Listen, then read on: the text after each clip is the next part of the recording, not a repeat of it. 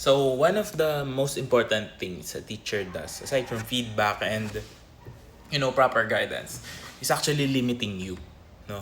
So sabi na iba, ano yun? Nililimit ako, tas importante na may limits. Yes, kasi if we don't follow rules, if we don't understand limits, if we don't understand hanggang saan lang tayo sa ngayon, we won't grow. Okay? So it's important that a mentor understands nasan ka ngayon and gives you exactly what you need. No? So, for example, kapag ikaw nagsi-self-study ka, ano ba unang pumapasok sa isip mong aaralin, di ba? Laging vibrato, di ba? Yan yung naririnig natin eh. Pero if you follow a mentor, no, hindi vibrato una mong gagawin. Open strings lang. No? Pagfo-focus ka niya sa isang bagay na kailangan mo munang ma-achieve before moving on to another goal. Okay? Kasi ang violin is like learning two instruments at once, no? So, your left hand learns how to play in tune, and your right hand learns how to create a good sound or good tone. So, hindi mo siya pwedeng pagsabayin. Kung aaralin mo ng sabay-sabay lahat at hindi mo lilimitahan yung sarili mo sa dapat mong ginagawa, mahihirapan kang umusad, no? Yung progress mo might look like you're doing so many things at once, akala mo gumagaling ka, pero lahat yon napag-iiwanan. Instead of focusing on one thing first, ayusin mo muna yung tone production mo, then let's go to intonation, and then pagsasamahin. And then we do other things, diba?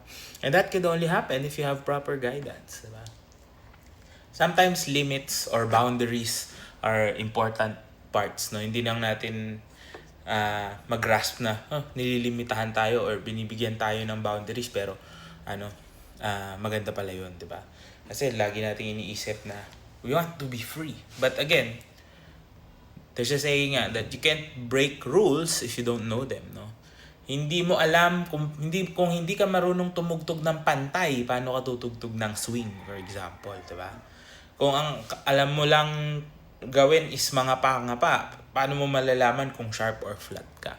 So lahat yan nagsisimula because you are limited sa umpisa. And as the rules grow and expand, dahil mas naiintindihan mo na paano sila gamitin, doon ka gumagaling. And that progress won't happen pag mag-isa ka lang. That progress won't help you out, no? Minsan nga, of course, ako, personally, I don't advise my students to practice more than 2 hours, 3 hours a day.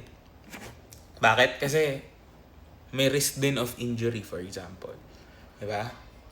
Kung ang pyesa ng student ko is not that long, I don't advise them to practice as much. Kasi kailangan din nilang magpahinga. And rest and recovery is also part of that. Kung ikaw lang mag-isa nag-aaral, 8 oras ka tumutugtog ng mali-mali ang technique mo, may pain ka nang nararamdaman, akala mo normal lang yan. Ano mangyayari sa'yo, diba? May possibility pa na hindi ka na makatugtog ulit because you risk yourself for running an injury. Diba? Magkaka-injury ka pa because of not following limits. So, sometimes, importante din na alam natin yung lugar natin. And as we grow, and as we evolve, as our techniques become better, mas naiintindihan natin yan. But that will only happen if you follow someone who knows exactly what they're talking about and what they are teaching you.